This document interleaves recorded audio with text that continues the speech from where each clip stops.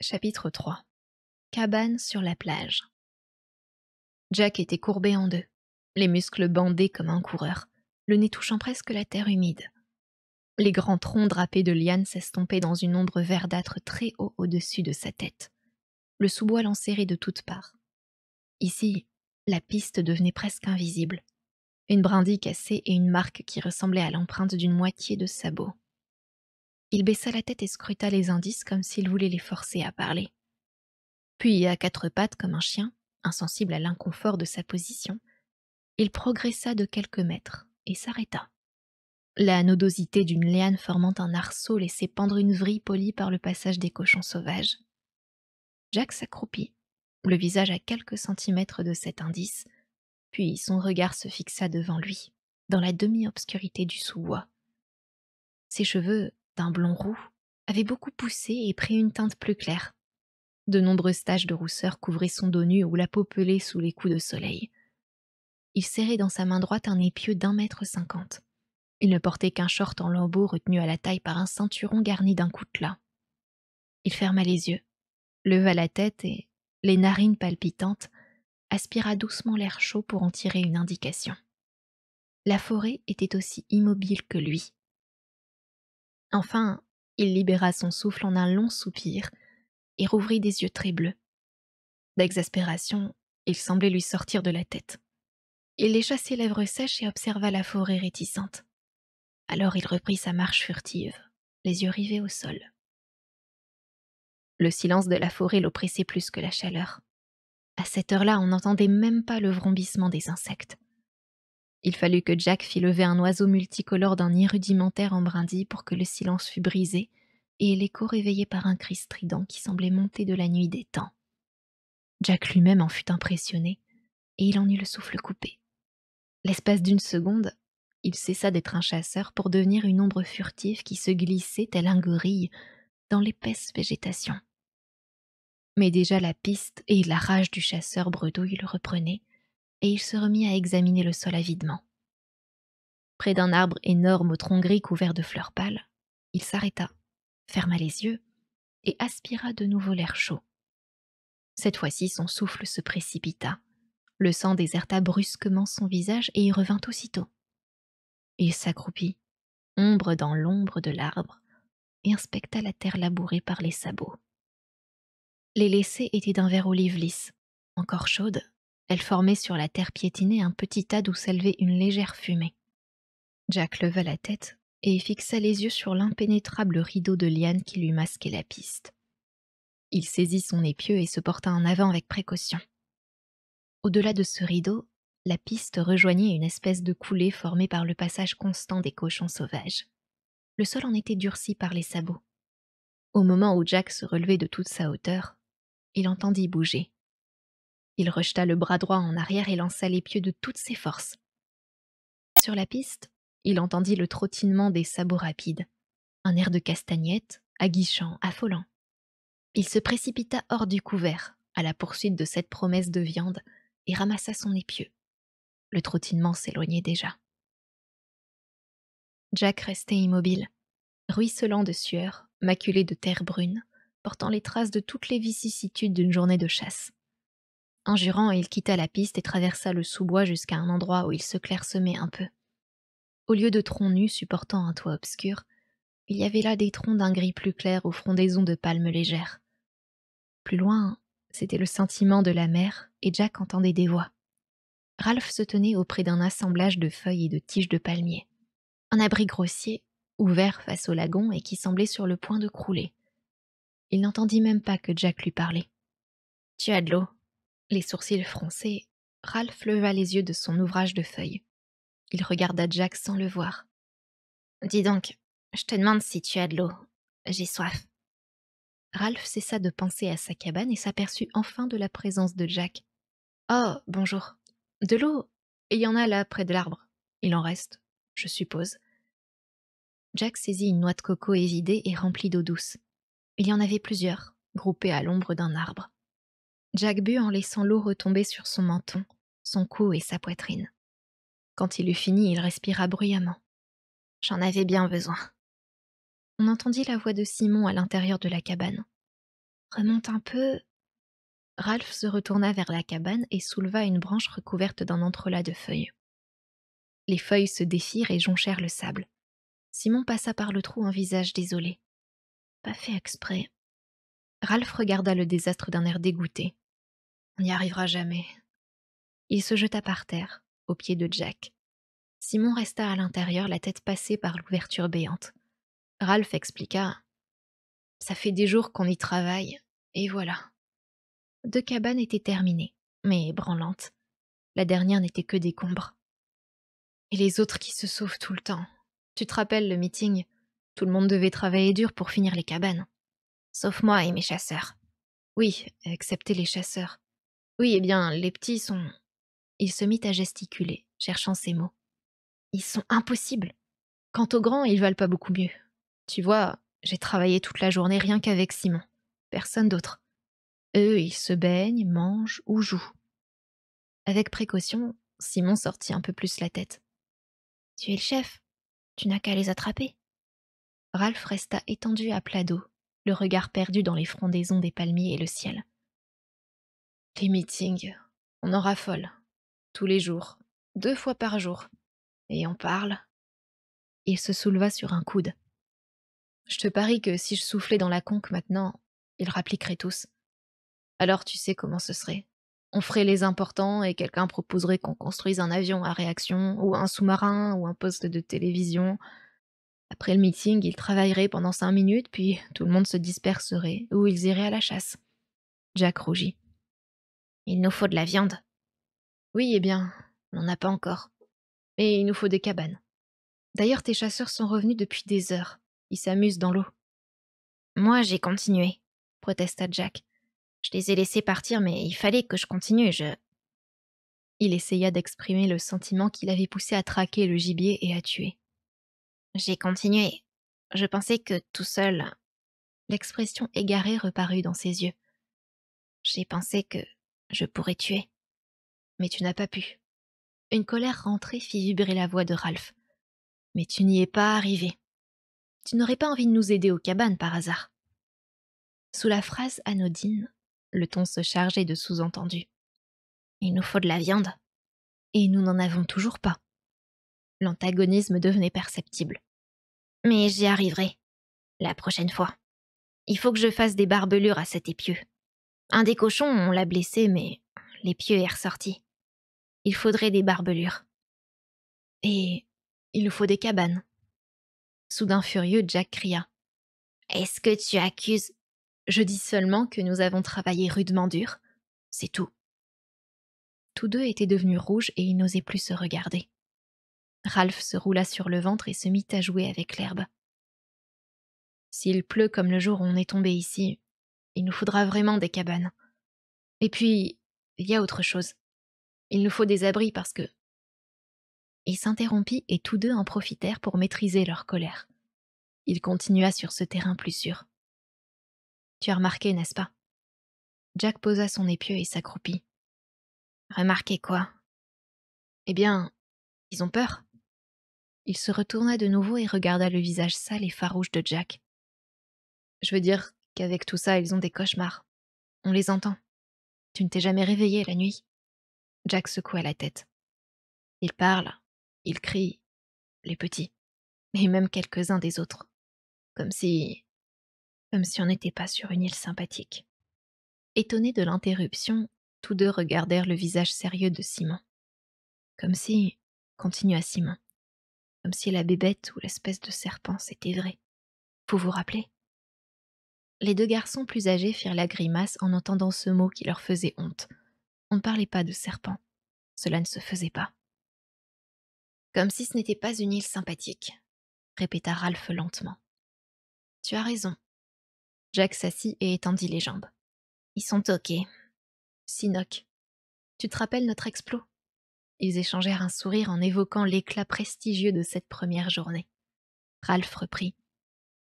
Alors, il nous faut des cabanes pour faire un peu comme à la maison. C'est ça. Jack replia ses jambes, enserra ses genoux de ses bras et fronça les sourcils en s'efforçant de s'exprimer clairement. Oui, mais Dans la forêt, quand on chasse, pas quand on cherche des fruits naturellement, mais je veux dire, quand on est seul. Il s'interrompit un moment, se demandant si Ralph allait le prendre au sérieux. Continue. Quand on chasse, il y a des fois où on a l'impression que... Il rougit soudain. Bien sûr, ça ne tient pas debout, ce n'est qu'une impression, mais on pense tout à coup qu'on n'est pas le chasseur, mais le gibier. Comme s'il y avait tout le temps quelque chose qui vous poursuivait dans la jungle. Le silence retomba entre eux. Simon écoutait passionnément. Ralph montrait une incrédulité doublée d'un soupçon d'indignation. Il se redressa et se frotta l'épaule de sa main sale. Tu crois? Jack bondit sur ses pieds et se mit à parler très vite. C'est ça qu'on sent dans la forêt. Je sais bien que ça ne veut rien dire. Seulement... Il fit quelques pas rapides vers la plage, puis revint vers eux. Seulement, je comprends ce qu'ils sentent. Tu y es? C'est tout. Le mieux, c'est d'organiser notre sauvetage. Il fallut un moment de réflexion à Jack pour se rappeler ce que signifiait le mot sauvetage. Notre sauvetage? Ah, oui, bien sûr. Moi, j'aimerais d'abord attraper un cochon. Il saisit son épieu et le planta dans le sol. Ses yeux reprirent leur expression égarée, fixe. Ralph le regarda d'un air réprobateur, sous ses cheveux blonds en broussailles. Tant que vous autres, les chasseurs, n'oubliez pas le feu, toi et ton feu. Les deux garçons descendirent en courant sur la plage et, arrivés au bord de l'eau, ils se retournèrent pour contempler les montagnes roses. Le filet de fumée faisait comme une traînée de craie dans le bleu compact du ciel. Il s'élevait bien droit et disparaissait ensuite. Ralph fronça les sourcils. Je me demande si ça se voit de loin. Ah, des kilomètres. Il n'y a pas assez de fumée. Comme pour répondre à leurs regards, le mince filet s'épaissit à la base d'une pâleur ouatée qui gagna peu à peu toute la colonne. Ils viennent de remettre des branches vertes, murmura Ralph. Je me demande...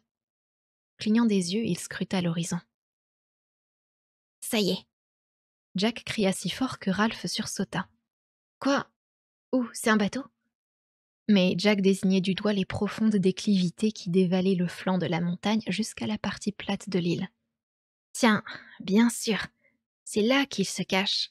Sûrement quand le soleil tape trop fort. Ralph posa un regard stupéfait sur son visage ravi. Il grimpe très haut et à l'ombre. Il se repose pendant la grosse chaleur, comme les vaches chez nous. Je croyais que tu avais vu un bateau. Pourrait y grimper, se peindre le visage pour se camoufler, peut-être les encercler, et alors... Emporté par son indignation, Ralph s'exclama « Je parlais de fumée. Tu n'as donc pas envie d'être sauvé? Tu ne sais parler que des cochons, toujours les cochons. Mais il nous faut de la viande. Moi qui trime toute la journée avec seulement Simon pour m'aider, et toi tu t'amènes et tu ne remarques même pas les cabanes. Moi aussi j'ai trimé. Oui, mais toi tu aimes ça, hurla Ralph. Ça te plaît de chasser, tandis que moi... » Ils s'affrontaient sur la plage ensoleillée, étonnés de leur antagonisme. Ralph fut le premier à détourner les yeux. Il fit semblant de s'intéresser à des petits groupés sur le sable. De l'autre côté du plateau leur parvenaient les cris joyeux des chasseurs dans la piscine. Au bord du plateau, Piggy, étendu à plat ventre, regardait l'eau brillante au-dessous de lui. On ne trouve pas beaucoup d'aide dans la vie. Il essayait d'expliquer qu'à son avis, les autres n'étaient jamais exactement tels qu'on se les figurait. Simon, lui, il aide. Il désigna les cabanes du doigt. Les autres, ils ont tous filé. Lui, il a travaillé autant que moi, seulement... Simon est toujours prêt à aider. Ralph retourna vers les cabanes, accompagné de Jack. Je vais t'aider un peu, marmonna Jack, avant d'aller me baigner. C'est pas la peine. Mais Simon n'était plus là. Ralph passa sa tête dans le trou de la cabane, puis il la retira et se tourna vers Jack. Il s'est barré. Il en avait marre, dit Jack. Il a dû aller se baigner. Ralph fronça les sourcils. Il est bizarre, un peu marteau. Jack acquiesça d'un signe de tête, plutôt pour approuver qu'autre chose.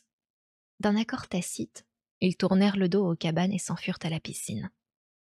Alors, dit Jack, quand j'aurai pris un bain et mangé un morceau, j'irai sur l'autre versant de la montagne pour voir s'il y a des traces. Tu viens? Mais le soleil est presque couché. J'aurai peut-être le temps quand même. Ils marchaient d'un même pas, mais isolés dans leurs univers d'expériences et de sentiments différents, et incapables de communiquer entre eux. Si seulement je pouvais attraper un cochon. Je vais retourner travailler à la cabane. Ils échangèrent un regard déconcerté, à la fois violemment attirés et repoussés l'un par l'autre. Il fallut l'atmosphère de la piscine, son eau tiède et salée, les cris, les rires et les éclaboussements pour les rapprocher de nouveau.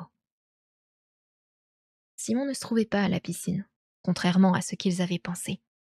Quand les deux garçons étaient descendus jusqu'au bord de l'eau pour regarder les montagnes, il les avait suivis un peu. Puis il s'était arrêté, les sourcils froncés, devant un petit tas de sable où quelqu'un avait essayé de construire une sorte d'abri. Après quoi, il avait tourné le dos d'un mouvement délibéré pour se diriger vers la forêt avec assurance. C'était un petit garçon maigre au menton pointu, aux yeux si brillants que Ralph, se méprenant sur leur éclat, avait cru Simon très gai et même espiègle. Sa chevelure noire retombait en désordre sur son front large et bas qu'elle dissimulait presque complètement. De son short, il ne restait que des lambeaux, et il était pieds nus comme Jack. D'un teint naturellement bronzé, Simon était de plus basané par le soleil qui moirait sa peau couverte de sueur. Il monta dans la tranchée, dépassa la grande roche où Ralph avait grimpé le premier matin, puis il tourna à droite entre les arbres. Il marchait comme un habitué à travers les arbres chargés de fruits où l'être le moins énergique pouvait trouver à se nourrir de façon suffisante, sinon satisfaisante. Fleurs et fruits poussaient à profusion et voisinaient sur le même arbre. Partout flottait un parfum de fruits mûrs et la forêt résonnait du bourdonnement de milliers d'abeilles affairées à butiner. Là, les petits qu'il avait vus le rattrapèrent. Ils parlaient, poussaient des cris inintelligibles et le tiraient vers les arbres. Plongé dans le bourdonnement des abeilles et le plein soleil d'après-midi, Simon cueillit pour eux les fruits qu'il ne pouvait atteindre, choisissant les plus beaux et les déposant dans des mains toujours tendues. Quand il les eut satisfaits, il s'arrêta et regarda autour de lui. Les petits l'observaient avec une expression indéchiffrable, les mains pleines de fruits mûrs. Simon les laissa là et reprit le sentier à peine indiqué. Il se trouva bientôt en pleine jungle. D'étranges fleurs cireuses poussaient sur de grands troncs et les escaladaient jusqu'aux frondaisons bruissantes d'insectes. L'obscurité régnait et les lianes se laissaient tomber comme des gréements de navires naufragés. Les pieds de Simon laissaient des empreintes dans le terreau, et les lianes frémissaient sur toute leur longueur quand il s'y cognait. Il arriva enfin dans un endroit plus ensoleillé. Avec moins d'espace à parcourir pour trouver la lumière, les lianes avaient tissé une sorte de natte qui pendait à l'orée d'une clairière. Là, un sous-sol rocheux affleurait presque en surface, et il ne poussait que des fougères et des petites plantes. La clairière, tapissée de buissons foncés à la senteur aromatique, formait une coupe remplie de chaleur et de lumière. Un grand arbre, tombé dans un des coins, s'étayait sur ce qui restait debout et une plante grimpante l'éclaboussait de bas en haut de ramis rouges et jaunes. Simon s'arrêta. Il regarda par-dessus son épaule, comme Jack l'avait fait, la végétation dense derrière lui. Puis il lança un rapide regard circulaire pour s'assurer qu'il était seul. Pendant un moment, ses gestes prirent une allure presque furtive. Il se courba et s'insinua au centre du rideau de lianes. Buissons et plantes grimpantes le serraient de si près qu'ils essuyaient sa sueur et se refermaient derrière lui. Parvenu au centre, il se trouvait à l'abri dans une petite cabane fermée par un écran léger de feuilles. Il s'accroupit, écarta l'écran et inspecta la clairière. Rien ne bougeait qu'un couple de papillons bariolés qui dansaient en rond dans l'air brûlant. Retenant son souffle, il prêta l'oreille au bruit de l'île. Le soir allait tomber. Les cris des oiseaux multicolores et fantastiques, le vrombissement des abeilles, même les appels des mouettes revenant à leur nid dans les rochers s'affaiblissaient. Vers le large, la mer qui se brisait sur la côte rocheuse ne produisait qu'un bruit de fond moins perceptible que le battement du sang dans les veines. Simon laissa retomber l'écran de feuilles. Les rayons de soleil couleur de miel devenaient de plus en plus rasants. Il glissait sur les buissons, frôlait les bourgeons verts en forme de bougies, remontait vers les frondaisons, et l'ombre s'épaississait sous les arbres.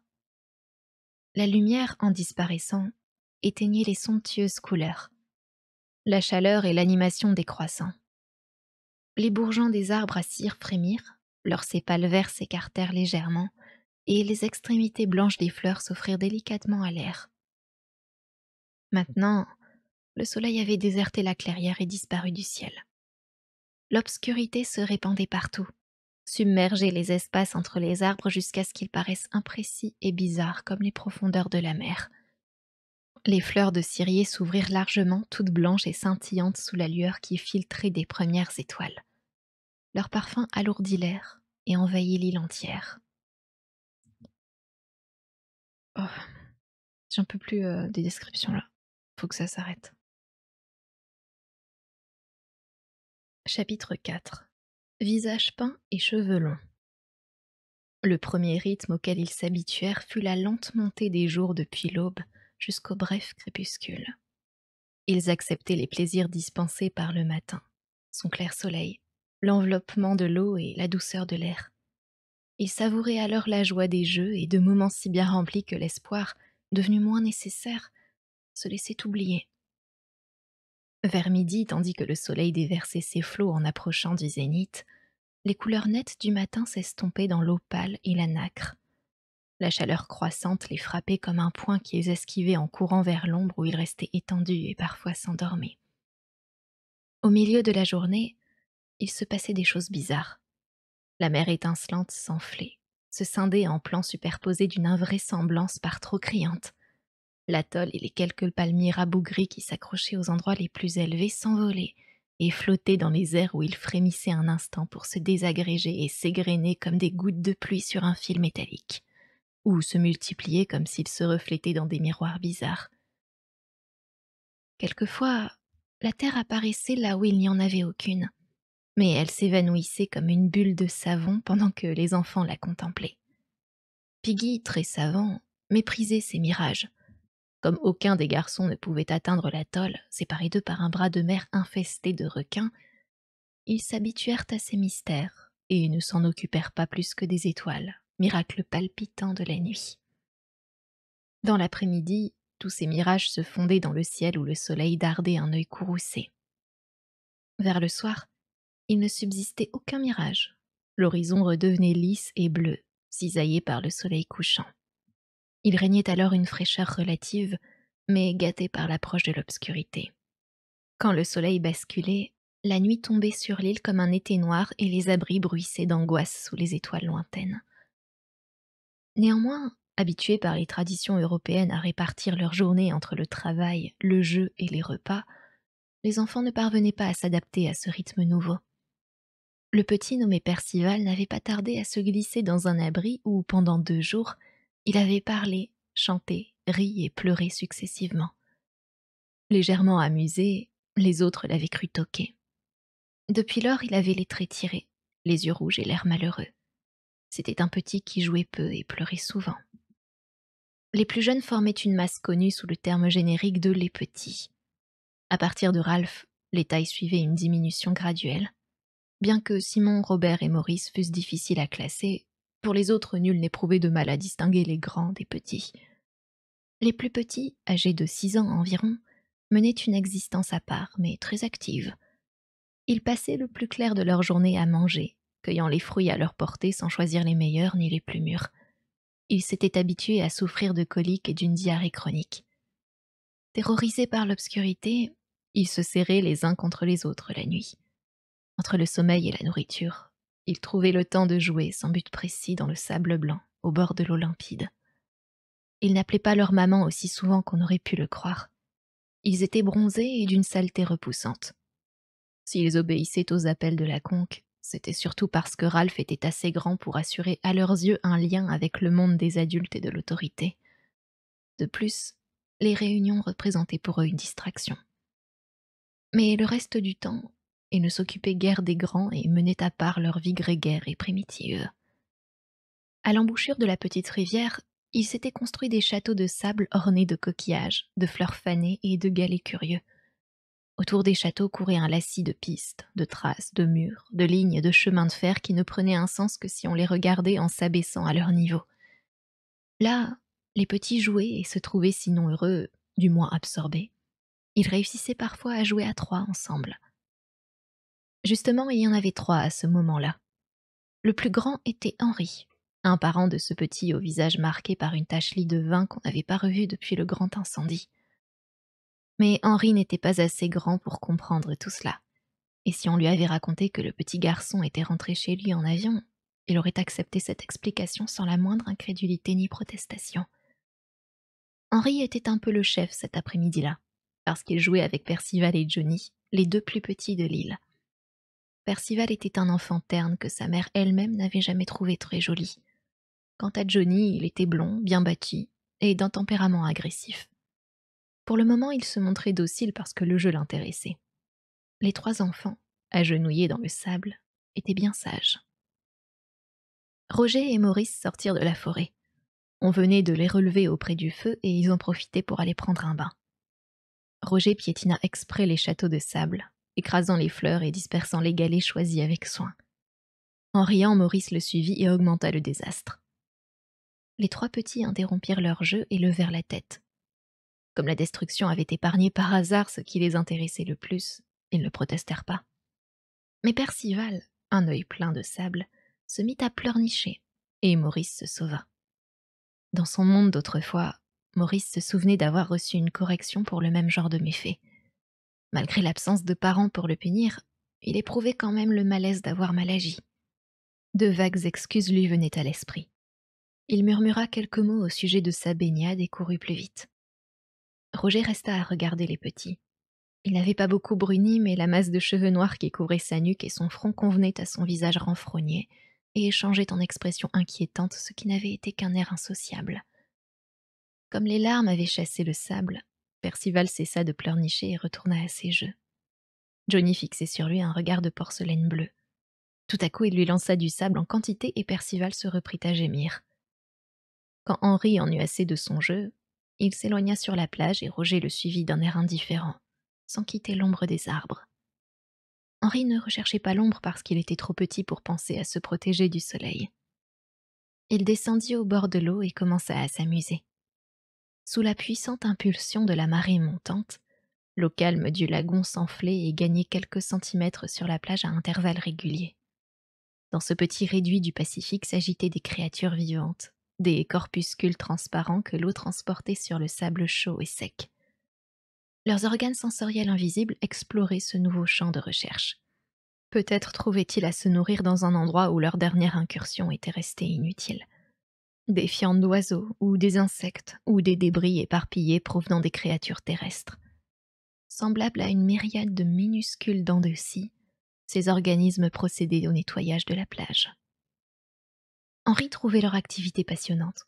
Il agitait l'eau du bout d'un bâton usé et blanchi par les vagues, et il essayait de diriger les mouvements des corpuscules.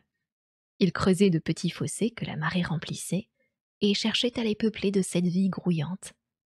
Il éprouvait un bonheur extraordinaire à diriger ainsi des existences.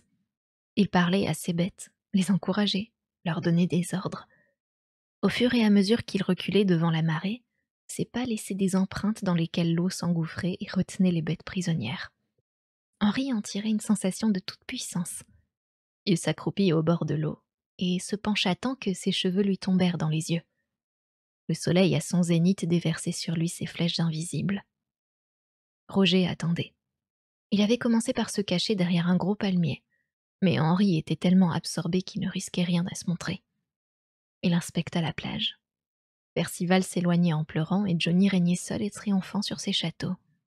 Il chantonnait à mi-voix et continuait à jeter du sable à un Percival imaginaire. Derrière lui, Roger apercevait le plateau et des gerbes d'éclaboussures brillantes qui marquaient les plongeons de Ralph, Simon, Piggy et Maurice dans la piscine. Il tendait l'oreille, mais entendait à peine leurs cris. Une brise soudaine agita le feston de palmes, puis secoua les frondaisons. Près de 2 mètres au-dessus de Roger, un bouquet de noix de coco, de grosses boules fibreuses de la taille d'un ballon de rugby, furent arrachées à leurs tiges. Elles tombèrent autour de lui avec un bruit sourd, mais sans le toucher. Roger ne pensa même pas qu'il venait de l'échapper belle et son regard resta posé sur Henri pour revenir ensuite aux noix de coco. Les palmiers se dressaient sur un monticule de sable.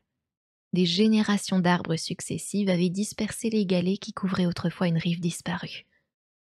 Roger se baissa, ramassa un galet et le lança sur Henri, mais non dans l'intention de l'atteindre. Le galet, ce gage d'une époque révolue, rebondit à 5 mètres à la droite d'Henri et tomba dans l'eau. Roger ramassa une poignée de galets et continua à le bombarder. Mais il laissait autour du petit garçon un espace d'environ 6 mètres de diamètre qu'il n'osait pas franchir. Là, invisible mais puissant, dominaient les tabous de sa vie d'antan. Autour de l'enfant accroupi planait la protection des parents, de l'école, du gendarme et de la loi. Le bras de Roger était retenu par une civilisation qui ne se préoccupait aucunement de lui et tombait en ruine. Surpris par les flocs successifs des galets dans l'eau, Henri délaissa ses bestioles silencieuses et tendit le nez comme un setter vers le centre des ronds qui s'élargissaient. Les galets continuaient de pleuvoir, et Henri tournait chaque fois la tête pour chercher à voir d'où ils tombaient. Mais trop tard. Enfin, il parvint à saisir des yeux le trajet d'un projectile. Il rit et chercha le copain qui le taquinait, mais Roger s'était prestement dissimulé derrière le gros tronc et il s'y appuyait, le souffle précipité, les paupières frémissantes. Henri finit par se désintéresser des galets et s'éloigna. « Roger !» Jack se tenait sous un arbre à quelques mètres de là. Quand Roger ouvrit les yeux et le vit, une rougeur se répandit sous sa peau basanée. Mais Jack n'avait rien remarqué. Très animé, impatient, il lui faisait signe d'approcher. Roger obéit. À l'embouchure de la rivière s'étendait un petit étang, à peine plus qu'une flaque, engorgé de sable et rempli de nénuphars blancs et de joncs pointus. Eric, Sam et Bill s'y trouvaient. Abrité du soleil, Jack s'agenouilla au bord de l'eau et défit les 2 grandes feuilles qu'il tenait à la main. L'une contenait de l'argile blanche, l'autre de la terre rouge. Il y avait aussi un morceau de charbon de bois sorti du feu. Jack se mit à l'œuvre tout en expliquant à Roger « Ce n'est pas qu'il me flaire. Je crois qu'il me voit, quelque chose de rose sous les arbres. » Il se barbouilla de terre. « Si seulement j'avais du verre. » Il tourna vers Roger un visage à demi dissimulé par l'ombre et, voyant son regard perplexe, il expliqua « C'est pour la chasse, comme à la guerre. Tu sais, les camouflages, comme quand on veut cacher ce qu'on est et paraître autre chose. » Le besoin de se faire comprendre le secoua d'un frémissement. « Comme des papillons sur un tronc d'arbre. » Roger comprit et approuva d'un signe de tête. Les jumeaux se dirigèrent vers Jack et élevèrent une protestation timide que celui-ci écarta d'un geste. La ferme. À l'aide du charbon de bois, il traça des raies noires entre les taches rouges et blanches de son visage. « Non, vous deux, vous viendrez avec moi. » Il contempla son reflet dans l'eau et n'en fut pas satisfait. Il se pencha, prit au creux de ses paumes un peu d'eau tiédie par le soleil et se nettoya le visage. Taches de rousseur et sourcils d'un blond roux reparurent sous le barbouillage. Roger sourit malgré lui. « C'est drôlement dégoûtant. » Jack essaya un nouveau maquillage. Il peignit en blanc une joue et le tour d'un œil, puis il enduisit de rouge l'autre côté de son visage et barra le tout d'un trait de charbon de l'oreille droite à la mâchoire gauche. Il voulut contempler son reflet, mais la surface de la flaque était troublée par son souffle. « Eric et Sam, trouvez-moi une noix de coco vide. » Il restait agenouillé, un peu d'eau au creux de la main. Une tache de soleil tomba sur un visage et une lueur éclaira le fond de l'eau. Jack, stupéfait, regarda un reflet qui n'était plus le sien, mais celui d'un inconnu terrible. Il ouvrit les doigts, laissant l'eau s'écouler, puis il bondit sur ses pieds avec un rire fiévreux. Près de la flaque d'eau, son corps nerveux était surmonté d'un masque qui exerçait sur les autres une fascination mêlée d'effroi. Il se mit à danser, et son rire se changea en un grognement de bête assoiffée de sang. Il sautilla vers Bill et le masque prit une sorte de vie autonome derrière laquelle Jack se cachait, libéré de toute honte et de toute gêne. Le visage couvert de rouge, de blanc et de noir oscilla dans l'air et s'approcha de Bill. Celui-ci commença par rire, mais il se tut bientôt et se sauva dans les buissons. Jack se précipita sur les jumeaux. « Vous autres, vous marcherez en file indienne. Venez. »« Mais nous... » »« Venez donc. Moi, je ramperai, et je les égorgerai. » Le masque les forçait à l'obéissance. Ralph sortit de la piscine, remonta sur la plage et s'assit à l'ombre des palmiers. Il repoussa en arrière les mèches blondes collées sur ses sourcils. Simon faisait la planche et agitait les pieds. Maurice s'exerçait à plonger. Quant à Piggy, il errait çà et là, désœuvré, ramassant des objets pour les laisser retomber aussitôt. Les flaques dans les creux de rochers qu'il aimait tant observer étaient recouvertes par la marée. Il n'avait donc rien d'intéressant à faire avant que la marée baissât. Quand il aperçut Ralph sous les palmiers, il alla s'asseoir près de lui. Devenu brun doré, le corps grassouillé de Piggy se dissimulait à peine sous des lambeaux de culotte. Mais ses lunettes lançaient toujours des éclairs quand il tournait la tête. Il était le seul de tous les garçons dont les cheveux ne semblaient pas pousser. Les autres portaient de véritables tignasses, mais Piggy n'avait que des mèches rares, comme si la calvitie était son état naturel, et que ce maigre pelage dût bientôt disparaître tel le velours sur les bois d'un jeune cerf. J'ai pensé Commença Piggy. qu'on pourrait faire une horloge, un cadran solaire tissé, un bâton dans le sable, et puis... Incapable de s'expliquer en termes scientifiques, il fit quelques gestes. Pourquoi pas un avion et une télévision? Demanda Ralph aigrement. Et aussi une locomotive à vapeur? Piggy secoua la tête. Non, pour ça il faut des tas de choses en métal et on n'en a pas. Mais des bâtons, on en a. Ralph se tourna vers lui avec un sourire involontaire. Piggy était un raseur. Son asticot, ses formes rondouillardes, ses idées pratiques, tout en lui provoquait l'ennui. Mais on pouvait toujours s'amuser en le faisant enrager, même par hasard. Piggy prit le sourire pour une marque d'amitié. Parmi les grands, une conviction s'était formée tacitement, non seulement par l'accent, ce qui importait peu, mais à cause de son embonpoint, de son asticot, de ses lunettes et de son inaptitude au travail manuel. Piggy était différent d'eux. Mais ce dernier se réjouissait d'avoir obtenu un sourire de Ralph, et il se hâta d'en profiter. On a des tas de bâtons, alors on pourrait se faire chacun un cadran solaire. Comme ça on saurait quelle heure qu'il est. Ça nous ferait une belle jambe. Tu as dit qu'il fallait agir pour notre sauvetage. Oh, la ferme! D'un bond, il fut sur pied et courut vers la piscine au moment même où Maurice ratait un plongeon. Quand le nageur reparut à la surface, Ralph s'écria « Plat à ventre, plat à ventre !» Maurice sourit à Ralph qui plongea d'un mouvement aisé. De tous les garçons, c'était lui le meilleur nageur. Mais ce jour-là, irrité par des paroles futiles, gratuites au sujet de leur sauvetage, il ne trouvait pas la paix, même dans les profondeurs glauques de l'eau où dansaient les paillettes dorées du soleil. Au lieu de s'attarder à jouer dans l'eau, en quelques brasses vigoureuses, il passa sous Simon et surgit à l'autre extrémité de la piscine pour s'étendre au soleil, le corps lisse et fumant comme un phoque. Avec sa gaucherie coutumière, Piggy se leva et se rapprocha de lui. Mais Ralph s'étendit sur le ventre et fit semblant de ne pas le voir. Les mirages s'étaient dissipés. Maussade, il parcourut des yeux la ligne bleue et nette de l'horizon. Tout à coup, il bondit sur ses pieds et se mit à crier « Une fumée! Une fumée !» Simon essaya de s'asseoir dans l'eau et but un bouillon. Maurice, qui s'apprêtait à plonger, reprit son équilibre, se rua vers le plateau, puis changea brusquement de direction et retourna vers le tertre herbu sous les palmiers. Là, il enfila sa culotte déchirée pour être prêt à toute éventualité. Ralph, debout, serrait un poing et de l'autre écartait les cheveux de ses yeux. Piggy nettoyait ses lunettes avec sa culotte et louchait vers la mer. Maurice avait mis 2 pieds dans la même jambe de sa culotte. Ralph seul ne bougeait pas. « Moi je vois pas la fumée. Moi je vois pas la fumée. » répétait Piggy d'un ton incrédule. « Ralph, où que c'est ?» Ralph ne répondit pas. Maintenant, c'était des 2 poings qu'il retenait ses cheveux blonds sur son front. Il se penchait en avant et le sel séché en traînées blanches sur son corps. « Ralph, où est le bateau ?» Simon se tenait à ses côtés, portant ses regards de son compagnon à la mer. La culotte de Maurice rendit l'âme avec un soupir et, abandonnant ce dernier vestige de ses vêtements, il se précipita vers la forêt pour revenir aussitôt sur ses pas. À l'horizon, la fumée formait une petite boule compacte qui se déroulait lentement au-dessus d'un point minuscule qui pouvait être une cheminée. Tout pâle, Ralph se parla à mi-voix. « Ils verront notre fumée. » Piggy regardait enfin dans la bonne direction.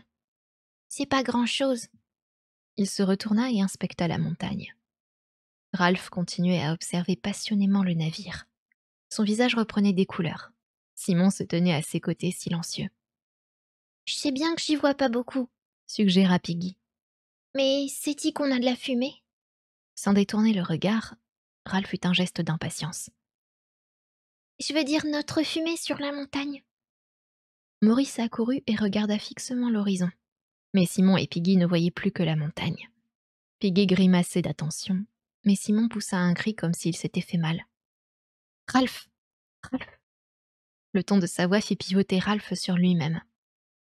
« Ben, dis-moi, » demanda Piggy anxieusement. « c'est-il qu'il y a un signal ?» De la fumée qui se dispersait à l'horizon, les yeux de Ralph se portèrent sur la montagne. « Dis, Ralph, y a-t-il un signal ?»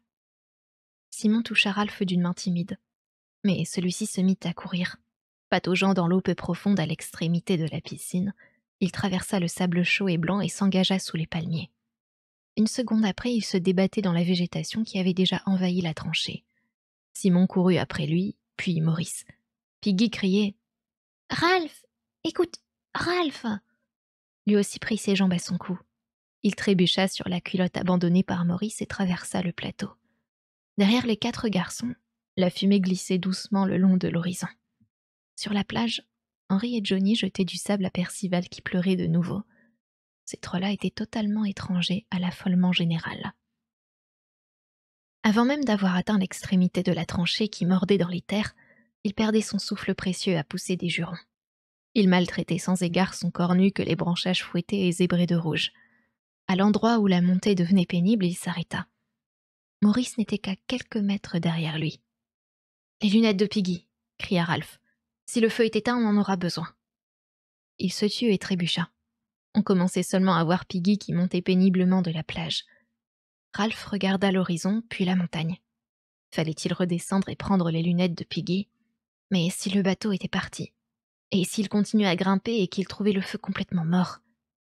Alors il faudrait regarder la lente ascension de Piggy et la lente disparition de cette fumée à l'horizon. Torturé par l'indécision dans ce moment de besoin suprême, Ralph gémit. « Oh mon Dieu, oh mon Dieu !» Simon, le souffle court, le visage contracté, luttait contre les buissons. Ralph se rua en avant à l'aveuglette, s'écorchant partout. Le filet de fumée poursuivait sa course à l'horizon. Le feu était mort. Ils le virent tout de suite. Ils virent ce qu'ils avaient compris en réalité tout à l'heure sur la plage, quand le salut leur était apparu avec cette fumée. Oui, le feu était mort et bien mort. Il ne fumait même plus. Les gardiens avaient disparu, laissant une pile de bois préparée sur place. Ralph se tourna vers le large. L'horizon s'étirait, redevenu indifférent et vierge de toute trace, si ce n'était un faible restant de fumée. Ralph courut en trébuchant sur les pierres et s'arrêta à temps à l'extrême bord de la falaise rose. Il hurla dans la direction du navire. « Revenez ! Revenez !» Il courait de long en large sur le bord de la falaise, et sa voix prenait des intonations hystériques. « Revenez ! Revenez !» Simon et Maurice le rejoignirent, mais Ralph les fixa sans ciller. Simon se détourna et d'un revers de main essuya ses joues mouillées. Ralph puisa au fond de son être le mot le plus grossier qu'il connût. « Ce bon Dieu de feu, ils l'ont laissé mourir !» Son regard descendit vers la pente hostile de la montagne où Piggy arrivait, hors d'haleine, gémissant comme un petit. Ralph serra les poings et devint très rouge. L'intensité de son regard, l'amertume de sa voix guidèrent l'attention des autres. Les voilà. Un cortège avançait dans les éboulis roses proches du bord de l'eau. Quelques garçons portaient une casquette noire, mais la plupart étaient presque nus. Ils levaient leurs bâtons en l'air dès qu'ils atteignaient un passage d'accès plus facile, et ils rythmaient un chant qui avait trait au fardeau transporté avec soin par les jumeaux. Ralph reconnut facilement Jack, même de si loin à cause de sa haute taille, de ses cheveux roux et de sa place à la tête de la colonne, naturellement. Les regards de Simon allaient de Ralph à Jack comme ils étaient allés tout à l'heure de Ralph à l'horizon. Ce qu'il vit parut l'effrayer. Ralph ne disait plus rien, en attendant que la procession se rapprochât. La mélopée devenait plus nette, mais à cette distance, on ne percevait pas encore les paroles. Derrière Jack, les jumeaux portaient sur leurs épaules un gros épieu d'où un cochon sauvage éventré se balançait lourdement au rythme de leur marche pénible sur le sol inégal. La tête du cochon pendait au bout de sa gorge fendue et semblait chercher quelque chose par terre. Enfin, les paroles de la mélopée leur parvinrent par-dessus le ravin rempli de cendres et de bois calcinés. « À mort le cochon, qu'on l'égorge, que le sang coule. Au moment même où les paroles devenaient perceptibles, le cortège atteignait la partie la plus escarpée de la pente et le chant fit place au silence. Piggy renifla et Simon fit chute, comme s'il avait parlé trop fort à l'église. Jack, le visage barbouillé de terre, parut le premier au sommet et, tout excité, salua Ralph de son épieu levé. « Regarde, on a tué un cochon. On les a surpris, et puis cernés. » Des voix l'interrompirent. « Ouais, on les a cernés. On a rompé. Le cochon a crié. » Les jumeaux portaient la carcasse qui se balançait entre eux et laissaient tomber des gouttes noires sur les pierres. Un seul sourire satisfait et béat semblait se partager entre leurs deux visages. Jack voulait tout raconter à la fois à Ralph. Il esquissa un pas de danse, mais, se rappelant sa dignité, il s'immobilisa avec un grand sourire. Baissant les yeux sur ses mains, il aperçut du sang et fit une grimace de dégoût. Il chercha quelque chose pour les essuyer et les frotta sur sa culotte. Puis il rit. Ralph parla. « Vous avez laissé crever le feu. » Jack vérifia d'un coup d'œil, vaguement irrité par ce changement de sujet, mais trop heureux pour se laisser démonter. « On le rallumera. Tu as manqué quelque chose, tu sais, Ralph. C'était formidable. » Les jumeaux se sont fait renverser. « On a tapé sur le cochon. Et moi, je suis tombé dessus. »« C'est moi qui l'ai égorgé, » dit Jack fièrement, mais non sans frémir.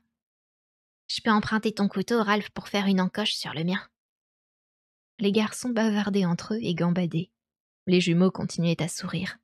« Il y a eu des giclées de sang. T'aurais dû voir ça. » Le sourire de Jack se doubla d'une grimace. « On ira à la chasse tous les jours. » D'une voix rauque, Ralph reprit la parole. Il n'avait pas bougé.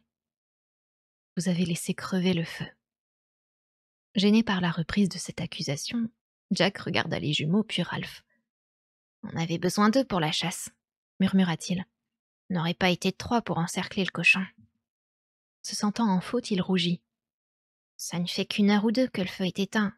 On peut le rallumer. » Il s'aperçut enfin que le corps nu de Ralph était zébré d'égratignures et que les 4 garçons gardaient un silence pesant. Désireux de partager avec eux son bonheur, il chercha à leur faire prendre part à ses émotions. Les souvenirs se bousculaient dans sa mémoire. La révélation de la curée, leur sentiment de supériorité devant cette bête qui se débattait et à qui ils imposaient leur volonté, la volupté, enfin, de se gorger de sa vie comme d'une boisson longtemps attendue. Il écarta les bras. « Tu aurais dû voir comme ça saignait. » Les chasseurs, un peu calmés, furent de nouveau secoués par l'évocation du sang. Ralph rejeta ses cheveux en arrière.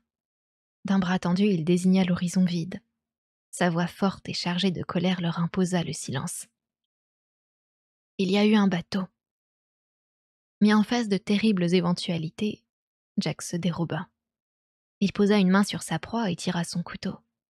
Ralph laissa retomber son bras au poing serré et sa voix trembla.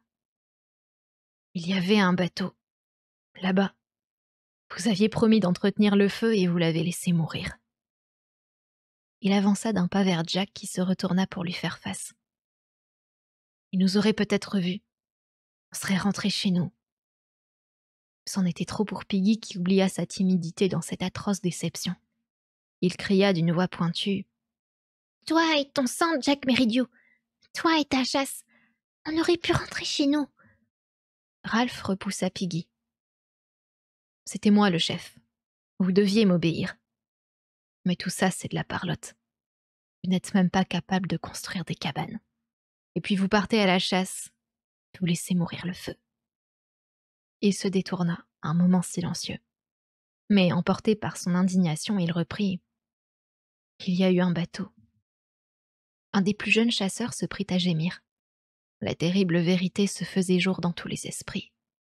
Jack devint très rouge tandis qu'il tailladait la carcasse. « C'était trop dur. On avait besoin de tout le monde. » Ralph se détourna. « Tu aurais pu avoir tout le monde, une fois les cabanes finies. Mais tu avais envie de chasser. » « On avait besoin de viande. » Jack se redressa, le couteau rougi à la main.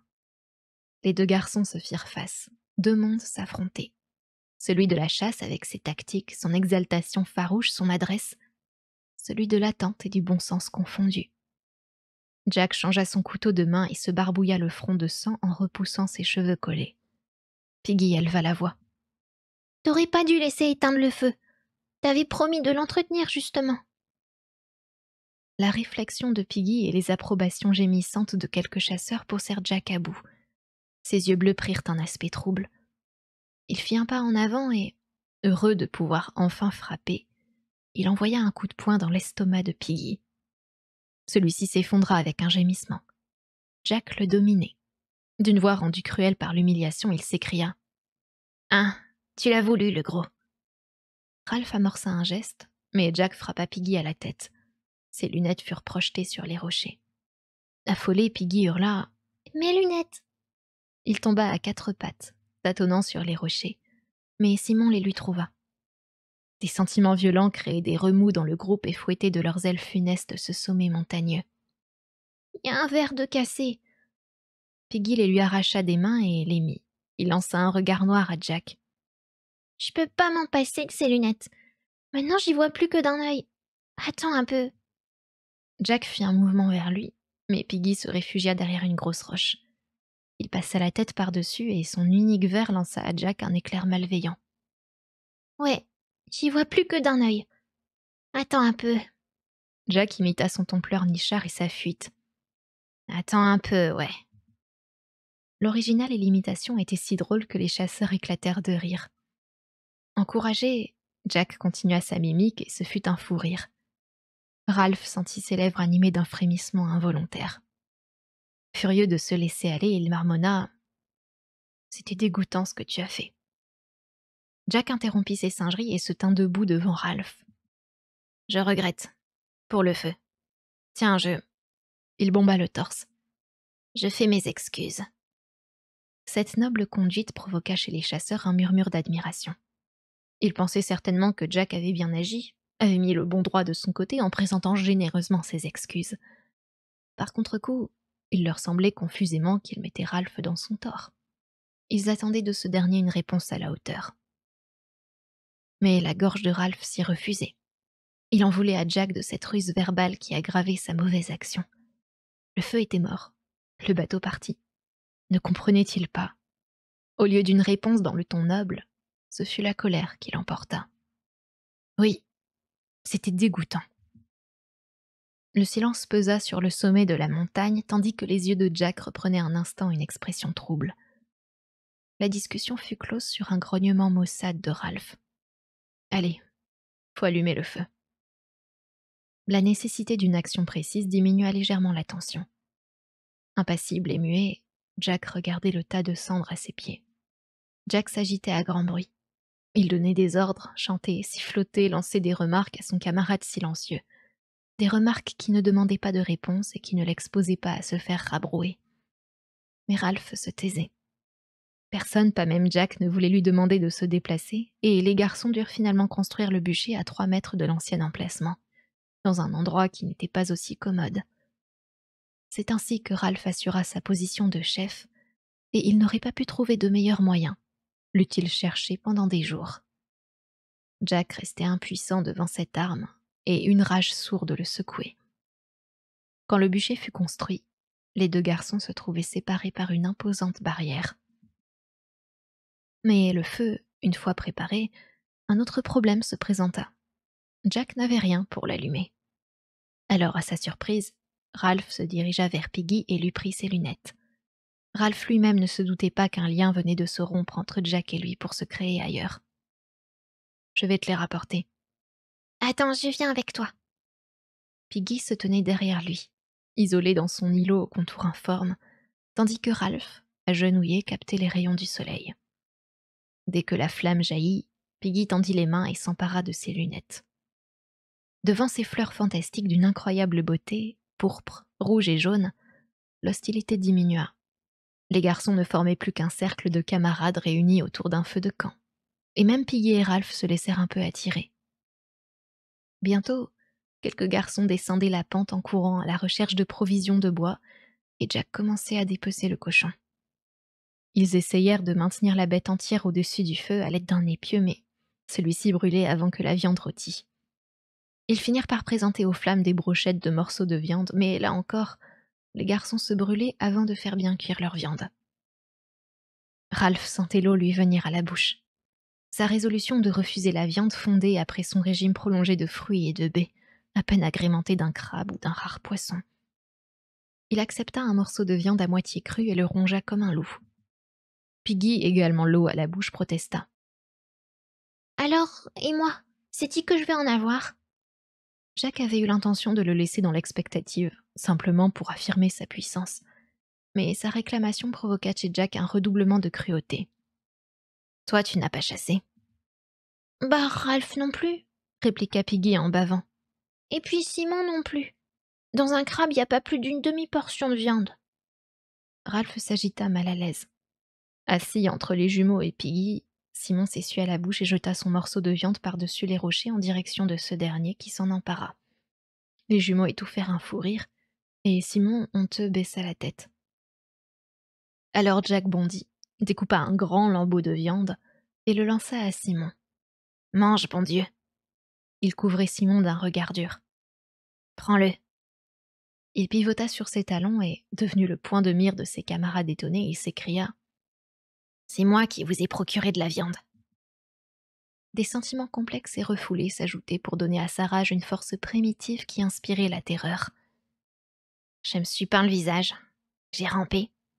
Et maintenant, vous autres, vous mangez, et moi… » Lentement, le silence s'appesantit sur la montagne au point qu'on entendit les crépitements du feu et les sifflements de la viande en train de rôtir. D'un regard circulaire, Jack quêta la compréhension. Mais il ne trouva que du respect. Ralph restait debout parmi les cendres de l'ancien feu, muet, les mains pleines de viande. Ce fut Maurice qui rompit le silence. Il changea de sujet pour parler de la seule chose qui pouvait intéresser la majorité du groupe. « Où as-tu trouvé le cochon ?» Roger montra le côté sauvage de la montagne. « Ils étaient là, près de la plage. » Mais Jack s'était ressaisi et il ne pouvait supporter qu'on lui usurpât son récit. Il interrompit Maurice. « On l'a cerné. Moi, j'ai rampé sur les mains et les genoux. Nos épieux ne restaient pas dans sa peau parce qu'il n'avait pas de barbelure. Le cochon s'est enfui en poussant des cris affreux. Oui, puis il s'est retourné, il est revenu dans le cercle. Il saignait. » Ils parlaient tous à la fois, soulagés et animés. Alors on a resserré le cercle.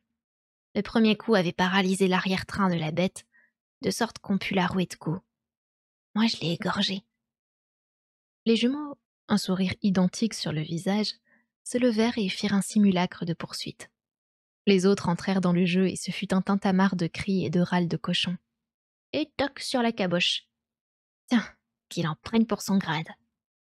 Maurice s'adjugea le rôle de la proie et se précipita au centre du cercle en poussant des grognements.